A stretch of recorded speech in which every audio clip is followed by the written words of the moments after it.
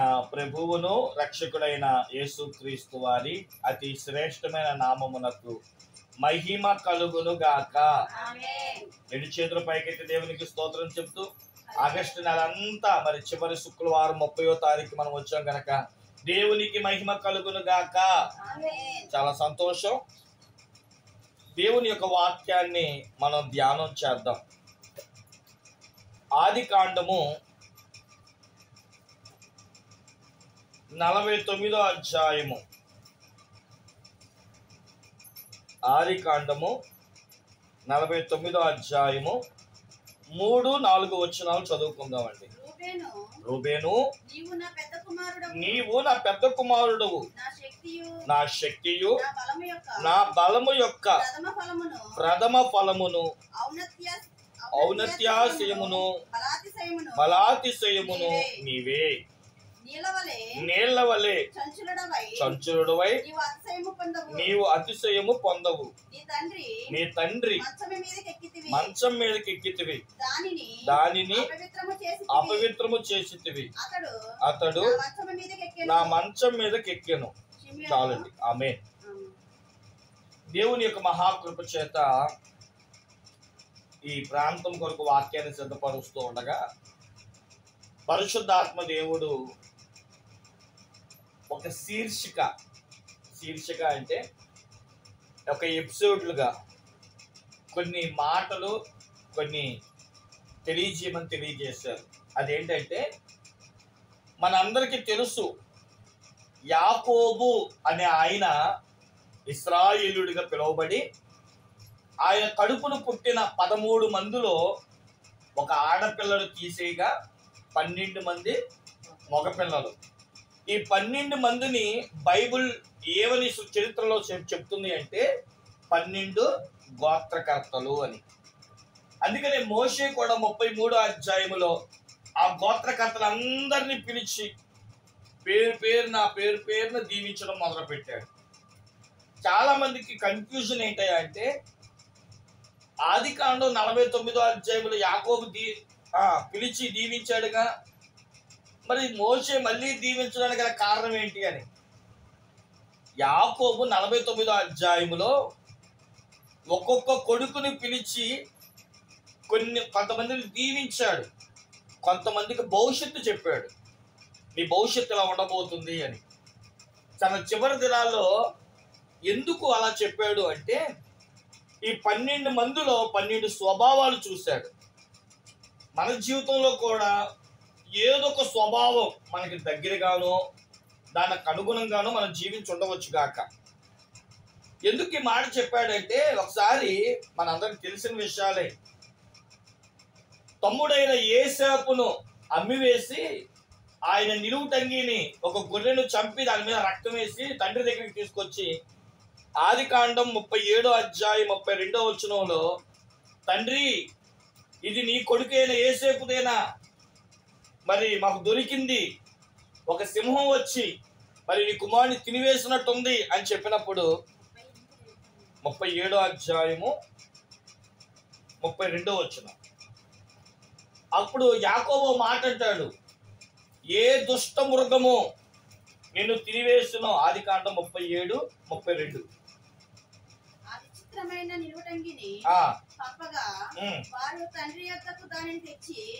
ఇది మాకు దొరికెను, ఇది నీ కుమారుని అంగి, అవునో కాదో గుర్తుపట్టమని చెప్పిరి.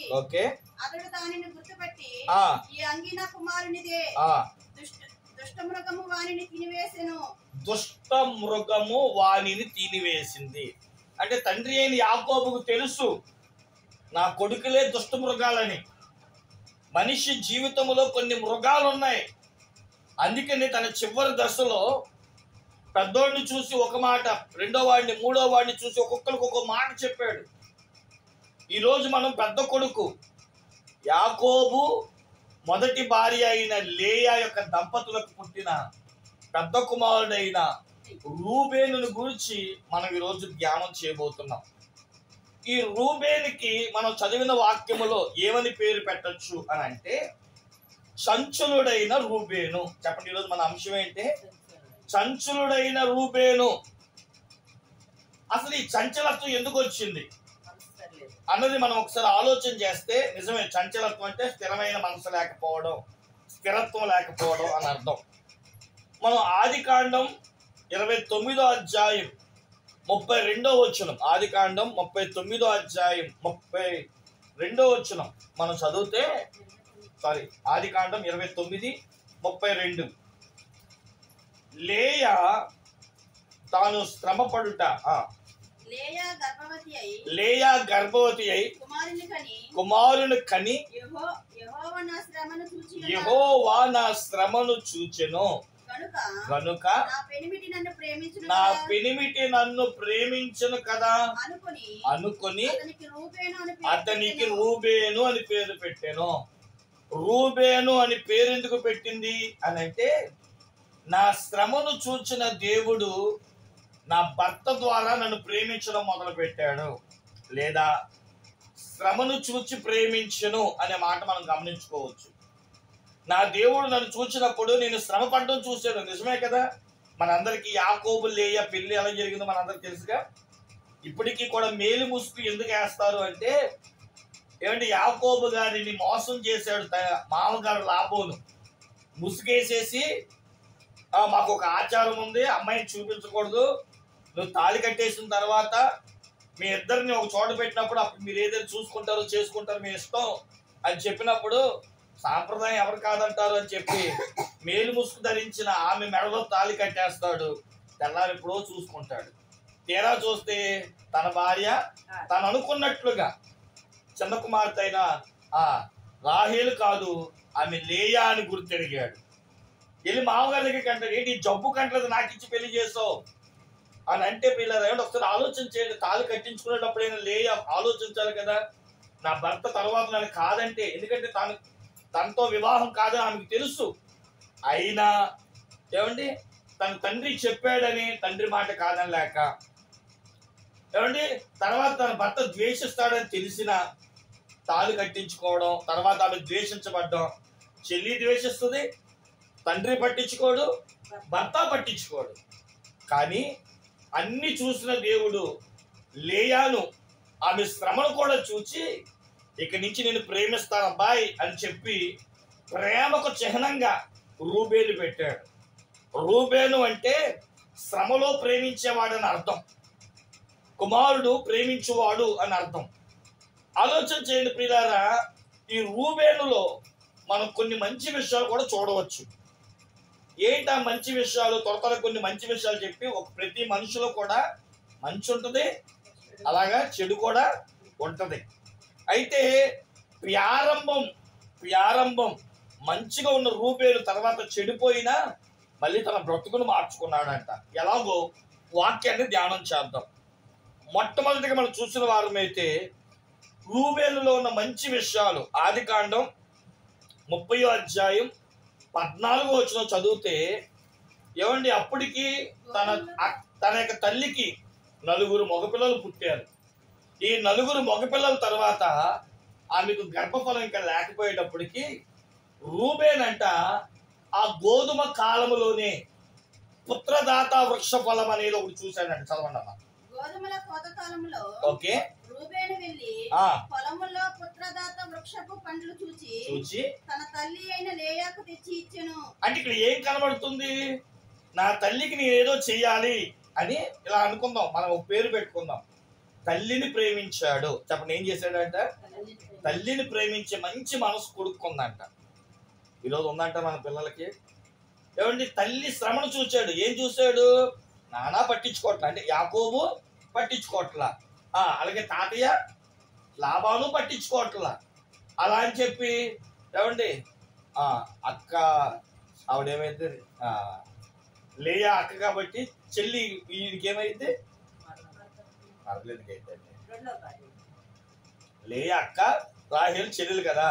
అక్కకు పుట్టిన కొడుకు వారసు అవుతాడు. పిన్ని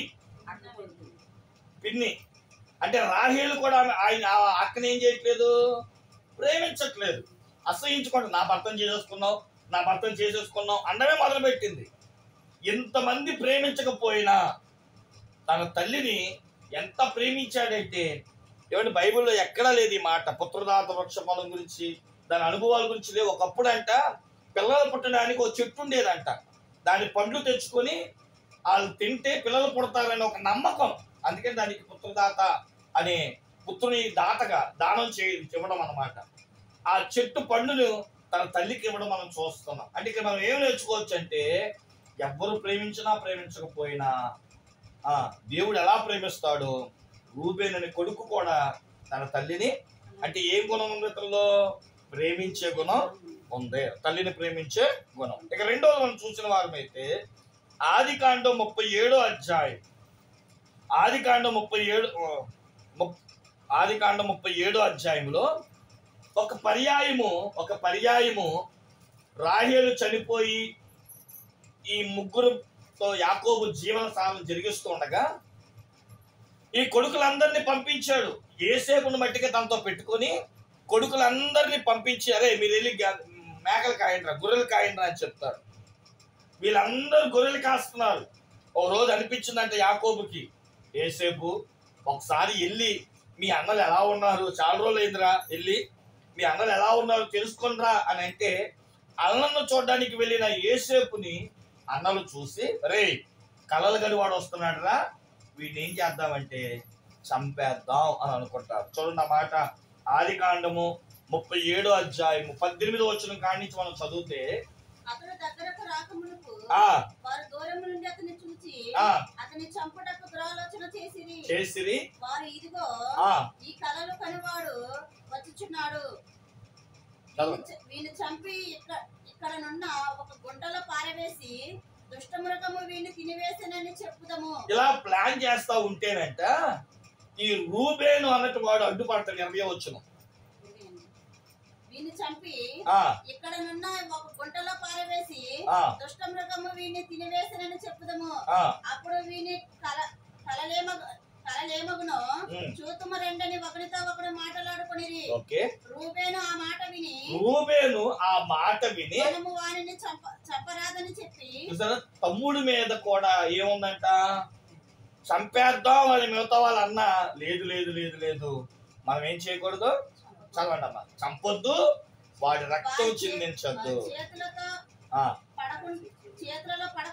వారి చేతుల్లో పడకుండా అతన్ని విడిపించను. ఇంకా కింద చదివితే అతని రక్తము చిందించకుండా కూడా అడ్డుపడ్డాడు. అంటే ఇంకో మాట కూడా మనం ఏం చెప్పుకోవచ్చు అంటే, తన సహోదరులను కూడా ప్రేమించాడు.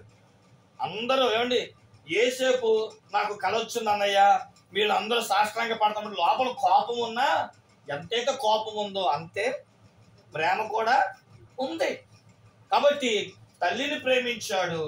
రెండవదిగా సహోదరులను ప్రేమించే గుణం ఉందన్నమాట. ఇక మూడవది మనం చూసిన వారమైతే అదే 37వ అధ్యాయములో యోసేపుని గుంటలో పడివేస్తారు, నీళ్లు లేని గుంటలో. అయితే మీరు ఆలోచన చేయండి, ఆయన తెచ్చిన ఆహారం అందరూ తింటుండగా రూబేను ఏదో పని మీద బయటికి వెళ్ళాడంట.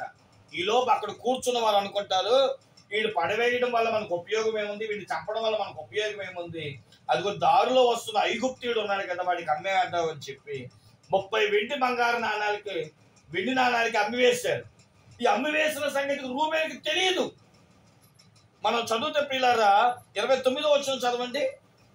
రూబేను ఆ గుంటకు తిరిగి వచ్చినప్పుడు యోసేపు గుంటలో లేకపోగా అతడు తన బట్టలు చింపుకొని తన సహోదరుల యొద్దకు తిరిగి వెళ్ళి, చిన్నవాడు లేడే, అయ్యో నేను ఎక్కడ. చూసారా, ఒక బాధ్యత కలిగిన వాడు, ఒక బాధ్యత, తనకు తెలియకుండా జరిగిన ఒక సంఘటన విషయమే తాను ఒక బాధ్యత తీసుకున్నాడు. ఏది, నా తమ్ముడు రక్షిద్దామని అతనికి ఏమీ రాకూడదు అనుకున్నాను, కానీ ఇప్పుడు వాడికి కనబట్టలేదు కాబట్టి అరే ఏం చేశారా, పడేశారా, చంపేశారా అని అనకుండా బట్టలు చెప్పుకున్నాడు. బట్టలు చెప్పుకోవడం దేన్ని చూపిస్తుంది అంటే బాధను చూపిస్తుంది. ఒక బాధ్యత కలిగిన వాడే బాధపడుతూ ఉంటాడు. కొంతమంది తాగేసి ఏ బాధ ఉండదు. ఒక బాధ్యత వ్యక్తి ప్రతిదాన్ని కూడా పట్టించుకుంటాడు. అంటే రూబేను బాధ్యత కలిగిన వ్యక్తిగా మనం చూస్తున్నాం. అది మంచిదా చెడ్డదా? బాధ్యత అంటే మంచిదే. ఇక నాలుగోది మనం చూసిన వారి మీద పిల్లరా, ఆదికాండం 42వ అధ్యాయంలో ఏమండి, దేశమంతా కరువు వస్తే ఐగుప్తుల మట్టికి ధాన్యం ఉందని తెలుసుకొని అక్కడ ఎవరో ఒక ఆయన అంట రాజుగారి కింద ఉన్నాడు, ఆయన పేరు అప్పటికే పోతీఫర్తో ఆయన పేరు మార్చేశారు కాబట్టి తన తమ్ముడి దగ్గరికి వెళ్ళి ఈ అన్నలందరూ సాష్టాంగ నమస్కారం చేస్తే తమ్ముడైన యోసేపు చూస్తాడు, మీ నాన్నెవరు? వాళ్ళందరూ గుర్తుపట్టి వాళ్ళ కాదని ఎంక్వైరీ చేస్తాడు. మీ నాన్నెవరు? అయ్యా మా నాన్నగారి పేరు యాకోబు అండి. అలాగా మీరు ఎంతమంది? మేము 12 మంది. మరి 10 మందే వచ్చారేంటి? మా దాంట్లో ఒకడు చనిపోయాడండి, ఆయన పేరు యోసేపు. మరొకడు చిన్నోడండి, ఆయన పేరు బెన్యామీన్, తండ్రి దగ్గర ఉన్నాడండి. మేము 10 మంది వచ్చామండి ధాన్యం కొనడానికి అని అన్నప్పుడు ఒక మాట అంటాడు చూడండి. ఆదికాండము 42వ అధ్యాయము 20, 21, 22. మీ తమ్ముని నా యొద్దకు తీసుకొని రండి, అట్లు మీ మాటలు సత్యమైనట్టు కనబడును గనుక మీరు చావరని చెప్పెను.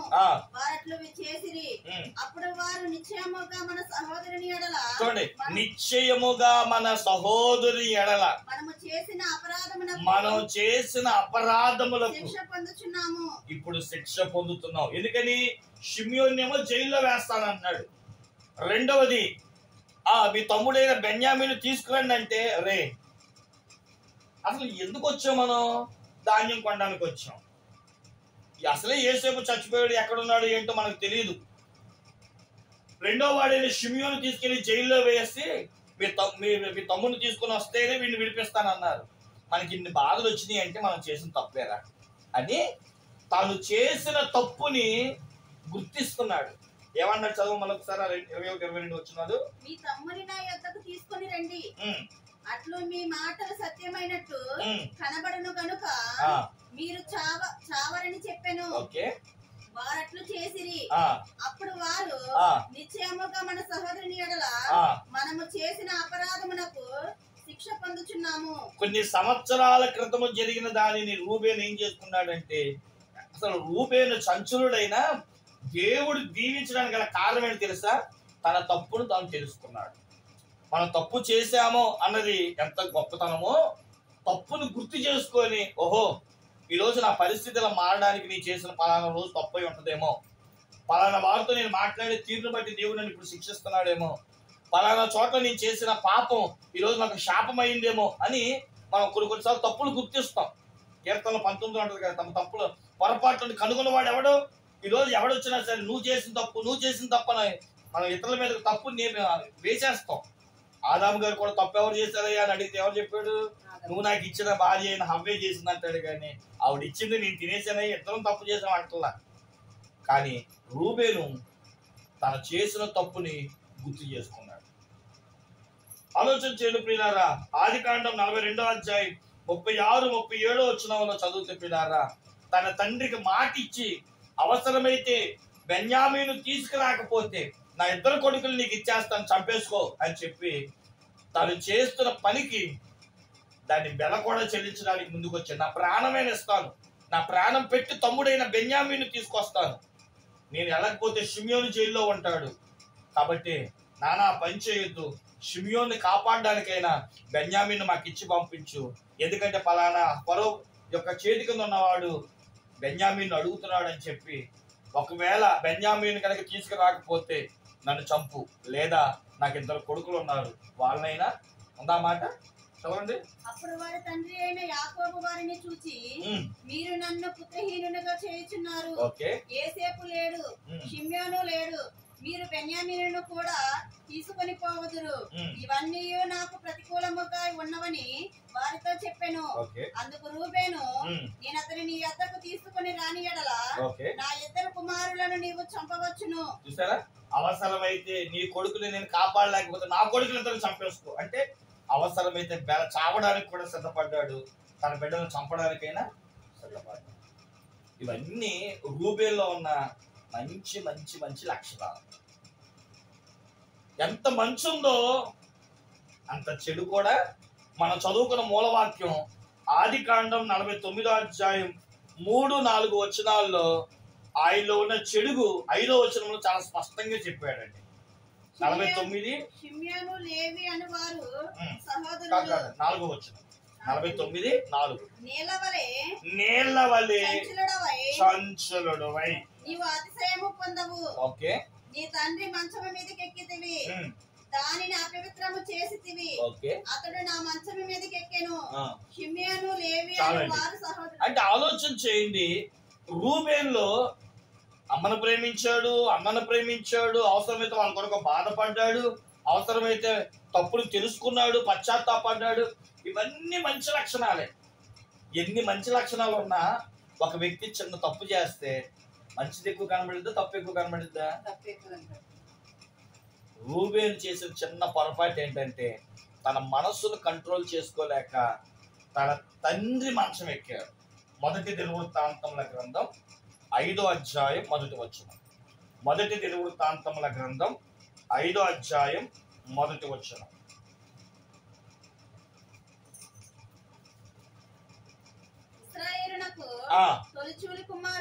ఇశ్రాయేలులకు తొలిచూలు కుమారుడైన రూబేను కుమారుల వివరము. ఇతడు జ్యేష్ఠుడై ఉండెను గాని, ఎవరు? రూబేను జ్యేష్ఠుడై ఉండెను గాని తండ్రి పరుపును తాను అంటుపరచినందున అతని జన్మ స్వాతంత్ర్యము ఇశ్రాయేలు కుమారుడైన యోసేపు కుమారులకు ఇవ్వబడెను. అంటే రూబేను యొక్క జ్యేష్ఠపు హక్కు పోయింది, అది యోసేపు పిల్లలకు వచ్చింది. ఇప్పుడు వినండి, రూబేన్లో ఉన్న చెడ్డ లక్షణం ఏంటంటే, ఒకటి జ్యేష్ఠత్వాన్ని పోగొట్టుకున్నాడు. మంచం ఎక్కడం వల్ల, చంచల మనస్సు వల్ల ఒకటి జ్యేష్ఠత్వాన్ని పోగొట్టుకున్నాడు. అంటే పెద్ద కొడుకు అనిపించుకునే స్థాయిని కోల్పోయాడు. రెండోది అతని మనస్సు చంచలత్వం. ఇక మూడవది మనం చూసిన వారమైతే ప్రియులారా, తండ్రి పరుపెక్కి అపవిత్రుడు అయిపోయాడు. ఇలా చెప్పుకుంటా ఉంటే రూబేను జీవితములో ఆ చంచలత్వం వల్లే, దాన్ని నేను మీకు ఏమని పేరు పెడతానంటే స్థిరంగా లేని మనసే కదా. ఒక వ్యక్తి శరీర కోరికలను అదుపు చేసుకోకపోతే ఒక తీవ్రమైన పరిస్థితి మనం గమనించాలి. మీరు గమనించారా? ఒకసారి ఇదే యాకోబు అన్నయ్యన ఏసావు అలిసిపోయి పన్నించి వచ్చి ఆకలేసి నాకు ఆ కూరేస్తే ఏమిస్తా అన్నాడు? నా జ్యేష్ఠత్వాన్ని ఇస్తా అన్నాడు. అక్కడ కూడా తిండి కోసం జ్యేష్ఠత్వాన్ని నమ్ముకున్నాడు యేసేపుని మనం చదువుతాం. ఇక్కడ కూడా రూబేను సుఖం కోసం తన జ్యేష్ఠత్వాన్ని పోగొట్టుకున్నాడు. ఈరోజు మనందరి జీవితంలో ఆశీర్వాదాలు ఎక్కడ పోతున్నాయంటే శరీర ఆశ. బైబిల్ గ్రంథంలో 3 విషయాలు చాలా జాగ్రత్తగా ఉండమన్నాడు. ఏంటది? మొదటి యోహాను పత్రిక 2వ అధ్యాయం మనం చదివిన వారమైతే, శరీర లోకంలో ఉన్నదంతయు శరీరాశ, నేత్రాశ, జీవపు డంబం, ఏదో ఒకటి మన జీవితాన్ని పాడు చేసి దేవునికి దూరం చేసేది. ఈ మూడిట్లో చాలా ఉన్నాయి. యేసుక్రీస్తు ప్రభు వారు కూడా ఈ మూడిటి గుండా వెళ్ళారు. శరీరాశ, నేత్రాశ, జీవపు డంబం. ఈ 3 దేవుడి ముందు పెట్టింది. ఆయన గెలిచాడు కనుక మనం కూడా ఒకటే చెప్తున్నాడు. ఈరోజు నీ జీవితంలో ఈ మూడిట్లో దేంట్లో పడిపోతున్నాం. చంచలుడిగా మారిపోయాడు రూబేను. దీనివల్ల అంటే శరీర ఆశను అదుపు చేసుకోలేక. ఈరోజు మనం రూబేను నుంచి నేర్చుకోవాల్సింది ఏంటంటే, మనలో ఏముండకూడదట? చంచలత్వము ఉండకూడదట. పౌలు భక్తుడు 2 తెస్సలోనికి రాసిన పత్రిక 2వ అధ్యాయం 2వ వచనంలో చక్కని మాట అంటున్నాడు. 2 తెస్సలోనికి రాసిన పత్రిక 2వ అధ్యాయం 2వ వచనం.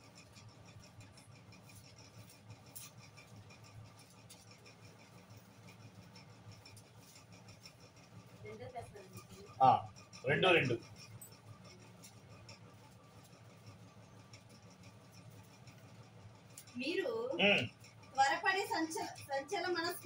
మీరు త్వరపడి చంచల మనస్కులై కాకుండా ఉండవలెనని మన ప్రభువైన యేసుక్రీస్తు రాకడను బట్టి మనము ఆయన యొక్క కూడుకొనుటను బట్టి మిమ్మును వేడుకొనుచున్నాము. అది చూసారా? దాని కింద అంటాడు, మొదట భ్రష్టత్వం సంభవించి నాశన పుత్రులకు పాప పురుషుడు బయలుపడితేనే గాని ఆ దినము రాదు అంటాడు. అంటే మొదటి రాకడ దినాల్లో మనుషులు ఏమొచ్చేస్తుందంటే గలిబిలి పుట్టించే చంచలత్వం వచ్చేస్తుందంట. అందుకని పరిశుద్ధాత్మ దేవుడు ఈరోజు మన సంఘానికి, ఈ ఈదులకొండ సంఘానికి చెప్పమంటున్న మాట ఏంటో తెలుసా? యాకోబు కుమారులు పెద్దోళ్ళు మీ ముందు పెడుతున్నా. ఆ పెద్దోళ్ళు చంచలత్వాన్ని చూశాడు తండ్రి. ఈరోజు మన సంఘాల్లో కూడా చంచలత్వం ఎక్కువైపోతుంది. ఎదుటగా ఉన్నప్పుడు నమ్ముతున్నాం, మనిషి పక్కకు తప్పుకునేటప్పటికి జరిగిద్దంటావా, అయిద్దంటావా, చేయగలనంటావా అంటూ మనసు ఏమైపోతుందంట. సామెతల గ్రంథం 16:32 ఒకడు తన పట్టణమును పట్టుకునే కంటేను తన మనస్సును స్వాధీనపరుచుకున్నవాడు ధన్యుడంట. పట్టణాన్ని జయించవచ్చు కత్తుంటే, కానీ మనస్సును జయించడం కష్టం. దాన్ని ఎలా చేయాలంటే మనమే కంట్రోల్లో. మనసు తిండి మీదకి వెళ్ళిపోతుంది, మనసు నిద్ర మీదకి వెళ్ళిపోతుంది, మనిషి సుఖం దగ్గరికి వెళ్ళిపోతుంది. ఇక్కడే ఉంటాం, ఎక్కడో ఉన్న వాడి గురించి ఆలోచిస్తూ ఉంటుంది మనస్సు. అందుకని భక్తులు అన్నారు, నేటి క్రైస్తవ సంఘాల్లో ఈ మనస్సుల గురించి జాగ్రత్త పడండి. ఎందుకని ఇర్మియాలో చెప్తాడు 17:9 అంటాడు కదా, హృదయం అంట అన్నిటికంటే ఘోరమైన వ్యాధి కలిగింది అంటాడు. కాబట్టి దాన్ని పట్టుకోవడం చాలా కష్టం. కాబట్టి సంఘాల్లోనంట హృదయ చంచలత్వం లేకుండా చూసుకోవాలి. ఈరోజు దేవుడు మీకు వాగ్దానం ఇస్తున్నాడు, మీలో ఉన్న ప్రతి చంచలత్వాన్ని నేను తీసివేయుదునుగాక. గట్టిగా చెప్తారా? ఆమేన్. చదవండి. దేవుడు చంచలత్వాన్ని ఎలా తీస్తాడు? గబగబా చంచలత్వాన్ని గురించి 3 మాటలు చెప్పి నేను ముగించేస్తాను. ఎందుకంటే రూబేలు వలె మనం చంచలత్వంగా ఉండకుండా నిమిత్తం దేవుడు ఈరోజు వాగ్దానం చేస్తున్నాడు. యెషయా గ్రంథం 29:22 కాడి నుంచి చివరి వరకు మనం చదువుకుంటే, యెషయా గ్రంథము 29:22 కాడి నుంచి, అందుచేతను అబ్రహామును విమోచించిన యెహోవా యాకోబు కుటుంబమును గూర్చి ఇలాగు సెలవిచ్చుచున్నాడు. ఇక మీదట యాకోబు సిగ్గుపడడు. ఎందుకని? చదవండి. ఇక మీదట అతని ముఖము తెల్లబారదు, అతని సంతానపు వారు తమ మధ్య నేను చేయు కార్యములు చూచినప్పుడు, వారి మధ్య నేను చేయు కార్యములు చూచినప్పుడు నా నామమును పరిశుద్ధపరచుదురు. ఇకంట దేవుడు అనేకులు ఎదుట తన కార్యాలు చేయబోతుంటే, ఆయన కార్యాన్ని బట్టి అనేకులు ఏమవుతారంట? పరిశుద్ధపరచబడతారంట. ఎలాగా? కింద వచ్చినారు. యాకోబు పరిశుద్ధ దేవుని పరిశుద్ధపరచుదురు, ఇశ్రాయేలు దేవునికి భయపడుదురు. సంచల బుద్ధి గల వారు ఎందుకు దేవుడి కార్యాలు చూసి అందరూ పరిశుద్ధపరచబడతారంటే 2 విషయాలు ఉన్నాయి. ఒకటి, చంచలుడు ఎలా అవుతాడంటండి? వివేకుడు అవుతాడంట. సనుగువారు ఉపదేశమునకు లోనగుదురంట. ఈరోజు మీ చంచలత్వాన్ని దేవుడు తీసివేసి తెలివి కలిగి ఒక వివేకాన్ని ఇవ్వబోతున్నాడట. ఆలోచించగలిగి ఒక నిర్ణయాన్ని తీయగలిగిన కొంతమంది ఉంటారు. ఒక వ్యక్తి ఎందుకు చంచలుడు అయిపోతాడంటే, ఆ వ్యక్తికి నిర్ణయాలు తీసుకోవడం రాదు. మీరు కొంతమంది ఆ అనుభవాలు గుండా వెళ్తూ ఉంటారేమో. ఒక వ్యక్తి చంచలుడు ఎందుకు అయిపోతాడు? ఎందుకు పద్దాక ఏమండి, ఒక కూలర్ కొనాలనుకోండి, ఈ కూలర్ ఒక 6,000 అనుకుందాం. భారతీయ గారి దగ్గరికి వెళ్తాడు, మీరు ఎంత కొన్నారు? అయ్యా మేము 6,000 కొన్నామని. అలాగా? సరే, ఇంకా తగ్గిద్దా? అబ్బాయి ఈలోపు మళ్ళీ శారద గారి దగ్గరికి వస్తారు, అమ్మా ఏమైనా తగ్గిద్దా? పలానా కొట్లో ఒక 500 తగ్గిద్దా అనుకోండి. అలాగా? అంటే 500 తగ్గగానే మళ్ళీ ఎటు వెళ్ళిపోతాడు? ఈ కొట్టి నుంచి మళ్ళీ ఈవిడ కనబడగానే, అమ్మ ఏమైనా 5,000కి వచ్చేటట్టు ఉందా? వచ్చిందా? వెంటనే రత్నకుమారి గారు తీసుకుని ఆ షాప్కి వెళ్ళిపోతుంది. ఒక్కటే నిన్నడిగాడు కానీ దేని మీద తీసుకోవాలో తెలియట్లేదు. ఏది తక్కువ తీసేసుకున్నాడు కానీ బ్రాండ్ ఏంటి, తిరిగిద్దా? కొంతమంది ఏం ఆలోచన, సొంత నిర్ణయాలు ఉండదు. కొన్నిసారి మనం కూడా చూడండి, చీరలన్నీ మనం తీసుకోవచ్చు, కానీ అక్కడ ముందేంటి, అక్క ఈ చీర తీసుకున్నా, ఆ చీర తీసుకున్నా, ఒకవేళ ఈ చీర తీసుకోన్నా, ఇది ఏదో బాగున్నట్టుంది, బార్డర్ ఇది రంగు బాగున్నట్టుంది అంటాం. ఆలోచన చేయండి కదా, ఎదుటి వ్యక్తి ఇదేదో బాగుందని కానీ దానికి వెళ్ళిపోద్ది మనసు. అంటే సరి అయిన నిర్ణయాలు తీసుకోలేకపోతున్నారా? ఈ రోజు దేవుడు ఒక గొప్ప కార్యాన్ని చేయబోతున్నాడంట. నీవే ఒక నిర్ణయాన్ని తీసుకోగలిగిన ఒక కృప, ఆలోచన. మీ ఇంట్లో పిల్లలు మాట్లాడట్లేదు, అయ్యో మా పిల్లవాడు అంటే అసలు ఏమీ చదవట్లేదు అంటారా? ఈ రోజు వాడికి దేవుడు ఒక వివేకాన్ని ఇవ్వబోతున్నాడు. దేవుడికి స్తోత్రం చెప్పుకోండి. ఇక రెండోది మనం చూసిన వారమైతే పిల్లారా, యెషయా గ్రంథము అదే 32:2-4 రెండో అనుభవం చెప్తున్నాడు ఇక్కడ. 32:2-4 మనుష్యులకు గాలికి మరుగైన చోటు వలెను గాలివానకు చాటైన చోటు వలెను ఉండును. ఎండిన చోట నీళ్ళ కాలువల వలెను అలసట పుట్టించు దేశమున గొప్ప బండ నీడ వలెను ఉండును. చూచువారి కనులు మందముగా ఉండవు, వినువారి చెవులు ఆలకించును. సంచల మనస్సు జ్ఞానము అసలే వాడు కుదురుగా ఉండడు, కానీ ఎక్కడి నుంచి వచ్చిందో జ్ఞానము ఒక గొప్ప జ్ఞానైపోయాడు. చూడండి, కొన్నిసార్లు ఒక్కొక్క మనిషి రోడ్డంతా తిరుగుతూ ఉండేవాడు, ఎక్కడ స్థిరంగా ఉండేవాడు కాదు. కానీ ఒక రోజు రాగానే వాడి మనసు మారిందో, జ్ఞానం వచ్చిందో, ఏమండి ఏం మాట్లాడలా, ఏమి నిర్ణయాలు వాడి కాడే తీసేసుకున్నాడు. కొన్నిసార్లు ఆశ్చర్యం వేస్తుంది. కారణం ఏంటంటే బైబిల్ చెప్తుంది 2వ వచనములో, మనుషుడు గాలికి మరుగైనప్పుడు, మొదటి వచనం కూడా చదివితే, ఆలకించుడి రాజు నీతిని బట్టి రాజ్య పరిపాలన చేయను. దేవుడంట మనలను పరిపాలన చేయడం మొదలు పెడతాడంట. నువ్వు నా కొడుకువి అనుకుంటాడంట. నీ నీతిని బట్టి నేను పాలన చేస్తుండగా ఆటోమేటిక్ గా చూడండి, కొన్నిసార్లు మనం ఎవరి దగ్గర అయితే ఉంటామో వాడి జ్ఞానం, వాళ్ళకి తెలివి మనకు వచ్చినప్పుడు మనం కూడా ఎలా అయిపోతాం చెప్పండి. సొలొమోను చూడడానికి షేబా దేశపు రాణి వస్తాయంట. ఆ పనులకి ఏం చేయాలో తెలియదు, కానీ సొలొమోను దగ్గర ప్రతి విషయం నేర్చుకోవడం బట్టి అక్కడ అంటది కదా షేబా దేశపు రాణి, నీ కింద ఉన్న పనులు గొప్పలయ్యా. ఎందుకంటే అసలు స్ఫూర్తితో సహా ఎలా అమరుస్తున్నారు, అసలు ఏది ఎక్కడెట్టాలో వాళ్ళకి తెలియకపోయినా నీ జ్ఞానం చొప్పున వాళ్ళు ప్రతిదీ నేర్చుకుంటున్నారయ్యా. ఇప్పుడు నేను అంటాను, ఒక రాజుగారి దగ్గర పనోడు నేర్చుకున్నట్లు, ఒక యజమానురాల దగ్గర పనితనం నేర్చుకున్నట్లు, దేవుడి దగ్గర మనం జ్ఞానము నేర్చుకుందాము గాక. మన పిల్లలకి చదువు రావట్లేదో అని ఏడవమాకండి. వాడు గొప్ప వివేకవంతుడు అయిపోతాడు. రెండోది, వాడు గొప్ప జ్ఞానవంతుడు అయిపోతాడు. దేవునికి స్తోత్రం చెప్పండి. ఇక మూడోది మనం చూసిన వారమైతే యాకోబు పత్రిక 1వ అధ్యాయం 17వ వచనం మనం చూసిన వారమైతే ఇక్కడ 3వ అనుభవం చెప్తున్నాడు. ఒక వ్యక్తుడు చంచలత్వం నుండి ఎలాగ మార్చబడతాడు అంటే యాకోబు 1:17 ముగించేస్తున్నాను.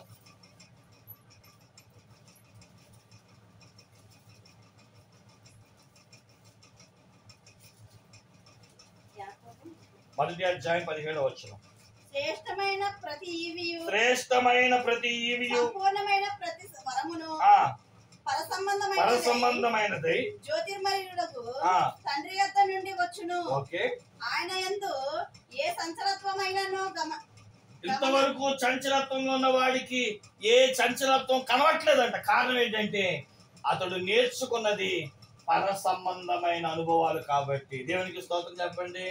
భూ సంబంధమైన వాడికి వాడు చెల్లాచెదరైపోతాడు, మనసు దాని మీదకి దీని మీదకి వెళ్ళిపోద్ది. కానీ ఇక్కడ ప్రతి ఈవి దేవుడు ఇవ్వడం మొదలు పెట్టాడు. ప్రతిదీ దేవుడి దగ్గర నుంచి నేర్చుకున్నాడు. ప్రతిదీ పరలోకం వైపు చూస్తూ నేర్చుకున్నాడేమో, ఈ భూమి మీద వాటిని లక్ష్య పెట్టట్లా. అతని మనసంతా పర సంబంధమైన ఈవుల వైపు వెళ్ళిపోతుంది. వాడి ఆలోచన, వాడి తృష్ణ, వాడి కార్యం అంతా నేను పర సంబంధుడిగా మారిపోతున్నా. చంచలుడు, ఒకటి దేవుడి పాలన బట్టి, రెండు దేవుడి కార్యాలను బట్టి, రెండు దేవుని జ్ఞానాన్ని బట్టి చంచలత్వం పోతుందంట.